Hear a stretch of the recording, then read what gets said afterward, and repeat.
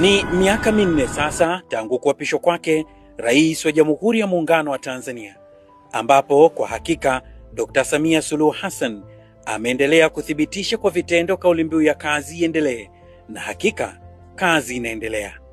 Chini ya uongozi madhubuti wa Jemedari Dr. Samia Suluhu Hassan, serikali imeendelea kusimamia na kutekeleza kwa ukamilifu miradi ya kimkakati inayolenga kuleta maendeleo chanya kwa wananchi.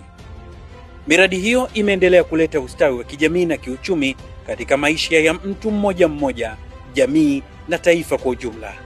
Sanjari na kuimarisha shughuli za kijamii, za kiuchumi, miradi imeendelea kuchagiza masuala ya uhifadhi na usimamizi wa mazingira hapa nchini kupitia fursa mbalimbali zilizoweza kuibuliwa, ikiwemo biashara ya kaboni.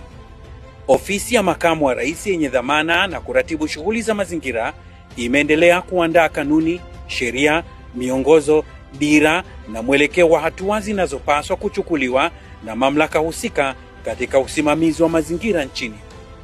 Miradi ya kimkakati inayotekelezwa nchini ambayo imekuwa kinara katika kuleta mageuzi ya kiuchumi na kuchagiza shughuli za uhifadhi wa mazingira na kuhamasisha biashara ya kaboni ni hizi zifuatazo. Mradi wa kufua umeme wa bwawa la Julius Nyerere JNHPP uliopo wilayani Rufiji mkoani Pwani, wenye uwezo wa kuzalisha megawati 2115.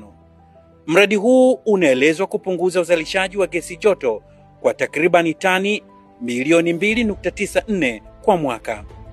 Aidha, mradi una lengo la kufikia malengo ya kimkakati wa taifa katika matumizi ya nishati safi ya kupikia wa mwaka 2024 hadi 2034, ambapo unalenga 80% ya Watanzania kuhamia kwenye matumizi ya nishati safi ya kupikia.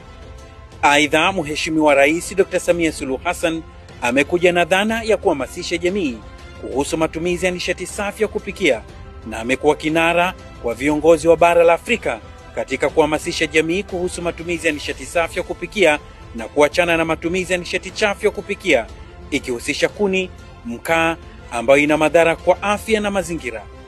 Juhudi za Mheshimiwa Rais Samia Suluhu Hassan kuhusu nishati safi ya kupikia zimepaa katika majukwaa mbalimbali ya kimataifa, ambapo mwezi Mei mwaka 2024 alikuwa mwenyekiti mwenza wa mkutano wa nishati safi ya kupikia uliofanyika Ufaransa.